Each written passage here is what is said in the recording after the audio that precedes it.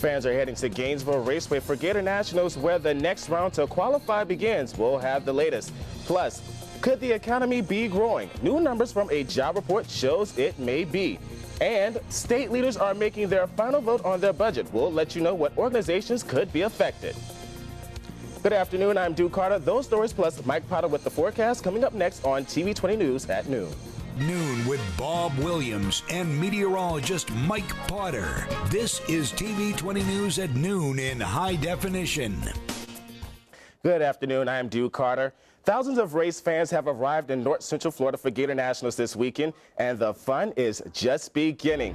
Chris Price and Angelo Caruso joins us live from Gainesville Raceway, where the first round of qualifying is about to take place. Good afternoon, guys.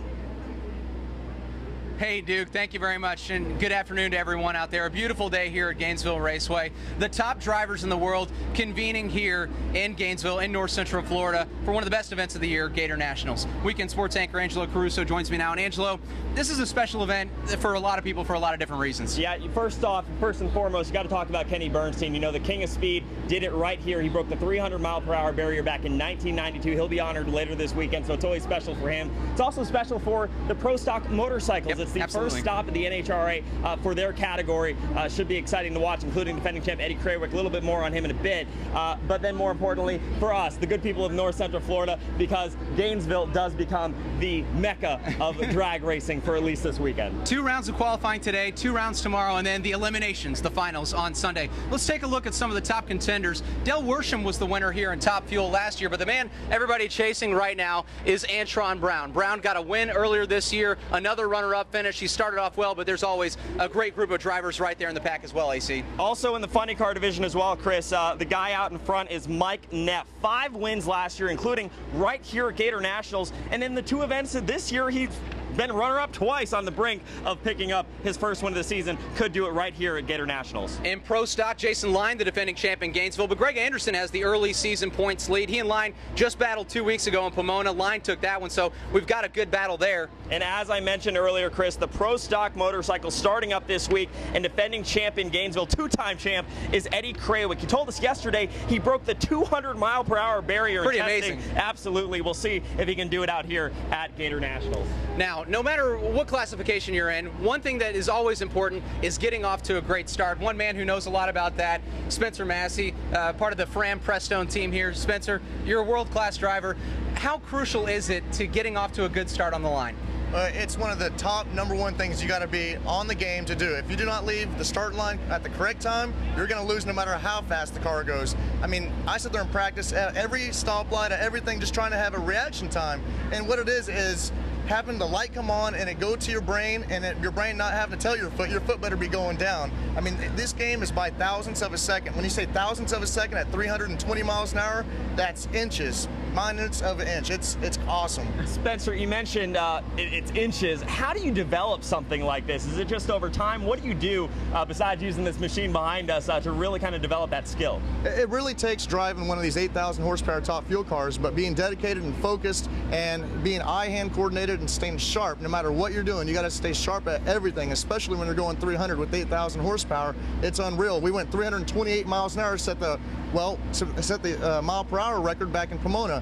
Now see if we can try that out here at Gainesville and set the mile per hour record again. It'd be awesome to join Kenny Bernstein with that group. Absolutely. Incredible stuff. And we're actually going to test the skills right now. We're going to pit Angelo against Spencer, a world-class driver versus a guy who has trouble getting off the stop sign quickly. Thank you very much. AC's going to hop in this machine here, and it's actually going to determine his reaction speed. So Angelo, if you want to hop in there, we're going to test out his time.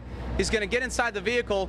And when that light turns yellow, actually, I believe, Spencer, now, any tips for Angelo as he's about to go here? Yeah, actually, Angelo, whenever you see the little blue light come on, you're going to see the lights flash. And whenever he sees all 6 lights flash, that's whenever he's going to hit the gas as soon as he can. If you wait for green, you're way too late. You're way too late if you wait for green. So whenever you see the ambers flash, that's when you hit the gas. Here he goes. Angelo, got to give it a go here. The reaction time? I think he did all right, actually. I think he hit it. We're going to get a printout here to see what Angelo's time is. Then we're going to put Spencer in there as well. Okay. Let's see what the number is. Here we go. And the number, Angelo, take your time there. .093. That's actually pretty average for a top fuel funny car driver. We're trying to be about 50s or 60s is what we're trying to be. Sometimes you can get really antsy and cut a great light and get an 030. That's what I'm going to try and do right now. I want to see what the pro does real quick if we can. The Spencer Massey, part of the Fram Prestone team. He won 4 times last year in 8 finals. So this is a guy who knows what it's like to be in pressure situations on the line here. Let's take a step back and here he goes. On the line. Let's see what he hit. I don't know. I think Angelo may have taken the time here. Let's get a reading. And the final 33. 0.33. Oh, so you beat Angelo pretty bad there. Yeah, it's by about half a tenth of a second. But see, that means that my car could run half a tenth slower than your car, and the Fram car would still get the win light. Now that's how crucial reaction times are in drag racing, especially for this Fram Prestone dragster. We're here to have fun. Spencer, thank you very much for your time. We appreciate it. Live from the Gainesville Raceway for Angelo Caruso, Chris Price, WCJB, TV20 Sports. A lot of fun at the Gainesville Raceway. Well, the good news is that it's going to be lighter when you get home from work. The bad news is that you'll lose an hour of sleep this weekend. It's that time of year again. Daylight saving time is taking effect. A little reminder, don't forget to set your clocks for it on Saturday evening. And now just take a first look at weather with Mike Potter. Mike, it was a clear day outside today. Welcome aboard, by the way. It's good to have you here on the noon show. Thanks well, for it's joining fun. us. You know, you get some interesting things going on. Yes, so. Indeed. Yeah, a little warm, a little sticky out there this morning, and we're seeing some of some of that moisture that produced the stickiness and the humidity this morning, actually producing some rain showers at noontime, which we haven't had much of. We could use a little bit of rain anytime. Yes, we we get rain can. because it's been so dry. Here's the way it looks right now. So check out first weather. Temperatures are quite warm. We're in the upper 70s to about 80 across much of northern Florida, with 60s out of the coast. Clouds quickly developing in the late morning and early afternoon with the moisture we've noticed increasing over the past few days. It does feel more humid and actual real rain showers, particularly from Gainesville southward into Marion County and sections of Levy County, everything pushing to the northeast, showers pushing through the area, which is a good sign. Nice to see that. And a cold front dropping in from the northwest. That and the moisture available will help to produce a chance of showers, maybe even an isolated storm later today and tonight. Of course, we'll talk a lot more about that coming up in just a few minutes. Beautiful. All right. Thanks. The report card is out, and it looks like the economy may be getting good grades. New numbers from the February job report show significant growth last month. As ABC's Tamon Bradley tells us, the report is being closely watched by everyone from Main Street to Wall Street to the White House. Today's monthly jobs report shows the economy is getting stronger, adding 227,000 new jobs, right in line with economists' expectations. This is the 3rd straight month the economy added more than 200,000 jobs. Despite the good news, there are signs the economic recovery remains slow. There's a lot of people that were on the sidelines that weren't looking, that may start getting back in, wanting to be part of this. It could even tick a little bit higher as more and more people try to find a job. The number of people seeking unemployment benefits rose last week to 362,000. With gas prices soaring to record highs, Republicans blame President Obama. Since this president's been president, the cost of gasoline has doubled. Not exactly what he might have hoped for. And he says, well, it's not my fault. By the way, we've gone from, yes, we can, to it's not my fault. The president's handling of the economy is expected to be a major issue during the general election. When President Obama took office, the unemployment rate was 7.8%. It went up to 10% and is now at 8.3%. Gas prices when Mr. Obama took office averaged $1.84 a gallon. Now the average is $3.79.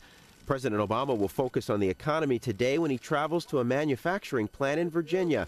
The president argues the economic crisis began before he took office and that his policies brought the economy back from the brink. Investors are hoping for another big day on Wall Street. The Dow Jones posted its 2nd straight day of huge gains thanks to optimism about Greece working out a deal to avoid default. Tamon Bradley, ABC News, Washington. Wildfire crews continue to battle the Caribbean Circle blaze today after facing a setback last night, losing some of their containment ground. Heavy smoke coming from the fire forced officials to close some county roads for more than an hour this morning. Last night, the fire in southern Clay County was only 60% contained. From 75% earlier on Thursday. Several hot spots in the area are making the ground unstable, causing trees to fall without warning. No burn bans are in effect, but officials are urging people not to burn at this time. The fire started from a backyard burn earlier this week. And Florida lawmakers will finish their annual session today by voting for a $70 billion budget. The proposed budget calls for cuts to health care, state universities, and includes thousands of layoffs. It also includes increased spending on public schools, even though it won't make up for cuts made a year ago. Governor Rick Scott warned he would veto the budget if it did not include a significant increase for education. Democrats, however, are expected to vote against the budget. They say it hurts the state's working class while helping corporate interests. That's because legislators have set money aside for more than $100 million in tax cuts. Scott can sign the budget, veto it, or use a line item veto to eliminate specific projects. He's stepping down, but one Gainesville city leader says his voice isn't going anywhere. After 6 years as a city commissioner, Sherman Henry will be stepping down in May. Thursday night, he held a State of District 1 meeting where he says there's still work to do. Henry is calling for more private investment in the eastern part of the city, improving business climate along Waldo Road and developing neighborhoods. But Henry says government can only do so much. The citizens must get involved, and we must hold governmental and elected officials accountable. But at the same time, there is no reason why we as residents of our community can't do what is needed to bring about the change that we desire. Henry says he's disappointed the commission was unable to move forward with the redevelopment of Kennedy Homes property, but he's grateful for the second Walmart Supercenter that's broken ground, as well as the senior center. A bill that will let parents trigger turnaround plans for failing public schools through a petition drive is ready for a final vote in the Florida Senate. Opponents tacked on and spent 3 hours Thursday debating a raft of amendments on the Parent Empowerment in Education Act. It was an attempt to run down the clock. The bill lets parents trigger a plan to turn around a failing school. That could include handing it over to a private management company. The Florida legislature has passed a bill allowing all state agencies to randomly drug test their employees. State employees could be randomly tested every 3 months under the plan, but the random sample can't involve more than 10% of the agency's workforce. The measure also makes it easier to fire a worker after a test has been confirmed positive. No extra money was budgeted for the testing, and now goes to Governor Rick Scott for his signature. Some Florida legal scholars have already said the plan is likely unconstitutional. And we'll be right back after the break. Now from your local source, TV 20 News at noon in high definition. Welcome back. Just call him Prince Charming. Prince Henry has been winning hearts in his tour of the Caribbean and South America, and some of his success may be owed to his royal advisor, his big brother. ABC's Bob Woodruff has the latest from the tour. From Belize to the Bahamas to Jamaica. We saw the prince, he was so beautiful. Harry has been on fire. This is going quite well. He has been mobbed. Now we've learned Prince Harry has his own secret weapon behind the scenes, advising him. Prince William is texting and calling his brother from his post in the Falklands to help make sure Harry gets it just right. This is one of the most important things Harry's ever done. And I think it's therefore quite natural that who should he turn to but his brother William. Prince William has been advising his brother on the right mix of formality with fun. Harry challenged the world's fastest man, Usain Bolt, and won after faking him out in the excitement of the people. Well, I wouldn't say lose, he cheated. I'll get him back though. Like any royal visit, there was tradition mixed in. A rare hug with the Prime Minister in Jamaica and a state dinner where he mixed seriousness with humor. So you're stuck with me. But don't worry, because every little thing's going to be all right.